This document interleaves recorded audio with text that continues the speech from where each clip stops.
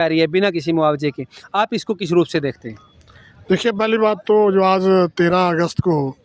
पूरे भारत के अंदर संयुक्त किसान मोर्चा के आह्वान पर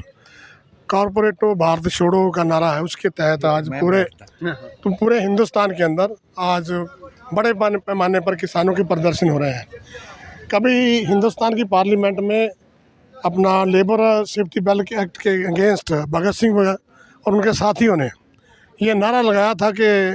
साम्राज्यवाद मुर्दाबाद, इनकलाब जिंदाबाद। आज फिर दोबारा दुनिया के पैमाने पर अगर देखा जाए तो साम्राज्यवादी कंट्रियों का पूरी दुनिया के ऊपर बहुत बड़ा हमला है। तो उसी चीज़ को लेकर आज हिंदुस्तान के जो किसान संघर्ष कर रहे हैं, जो संघर्षशील जथेबंदियां हैं, उन्होंने ये नारा दिया है कि कॉरपोरेटो भारत छोड़ो। जहाँ तक ये किसान संगठनों का सवाल है, आज हिंदुस्तान के अंदर जो अगर देखा जाए तो विपक्ष की जो भूमिका है वो किसान संगठन निभा रहे हैं। जहाँ तक लैंड पूलिंग की बात है, तो लैंड पूलिंग जब से 3 काले कानूनों के अगेंस्ट किसान जथेबंदियों ने बहुत बड़े संघर्ष के बाद एक बहुत बड़ी जीत हासिल करी, तो सेंट्रल सरकार भी किसी न किसी ढंग से उन काले कानूनों को दोबारा लागू करना चाहती है, जिसके तहत उन्होंने स्टेटों के अंदर उन्होंने नोटिफिकेशन जारी किया। उन्हीं कानूनों को लागू करने, वो स्टेट से करवाने के लिए उन्होंने प्रयास किया। अभी जिस सरकार को खास करके पंजाब के अंदर लोगों ने बड़े चाव से लाया था कि शायद आम आदमी पार्टी आएगी और लोगों की समस्याओं का हल हो जाएगा, लेकिन जो सत्ता का करैक्टर है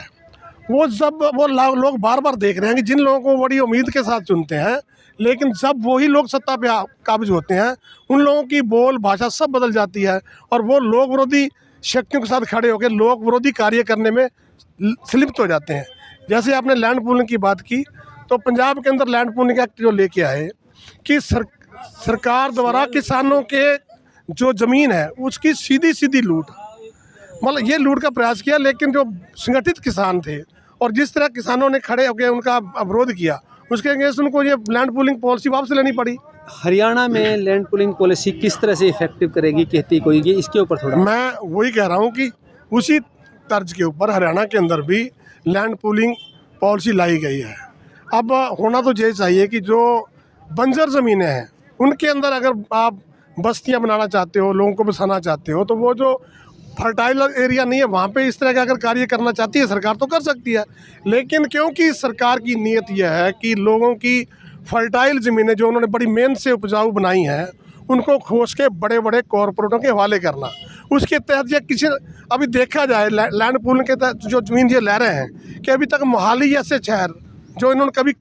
एक्वायर करी थी ज़मीनें वो भी डेवलप नहीं हुए, चंडीगढ़ जैसे शहर भी प्रॉपर डेवलप नहीं हुए। हमारे सिरसा के एग्जाम्पल ले लें तो जो हुड्डा है हमारा, उसके अंदर इतनी ज़मीन जो एक्वायर की है सरकार ने वो भी प्रॉपर ढंग से डेवलप नहीं हुई। और हुड्डा जैसी हर एक शहर के अंदर एक इस तरह की उन्होंने लैंड एक्वायर कर रखी है, लेकिन वो डेवलप नहीं हुई। वो तो डेवलप नहीं हुआ, लेकिन नई ज़मीनें एक्वायर करने 32,000 एकड़ ज़मीन हरियाणा सरकार जो है लैंड पूलिंग एक्ट के तहत हरियाणा के अंदर कवर करनी चाह रही है। लेकिन हरियाणा के किसान संगठित है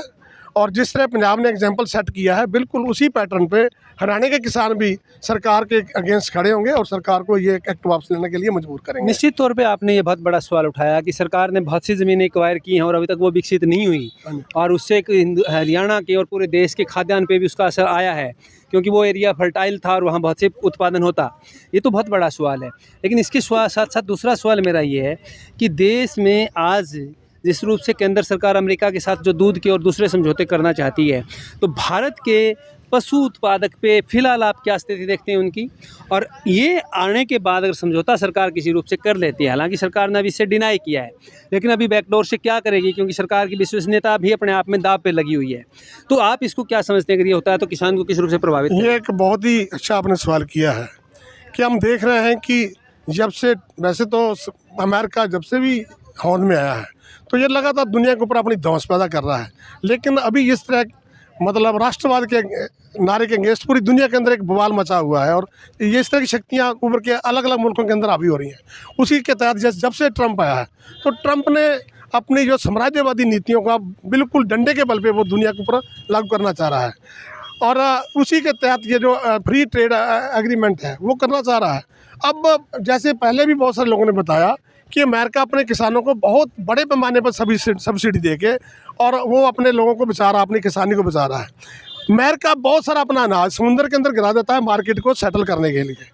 और उनके जो प्रोडक्ट हैं, उनके जो उत्पादन है, खास करके डेयरी प्रोडक्ट अगर भारत के अंदर आएगा तो भारत के अंदर जो देश का किसान डेयरी के साथ जुड़ा हुआ है वो बहुत बुरी तरह प्रभावित हो जाए। अभी जो लोग देख रहे हैं कि मोदी सरकार इस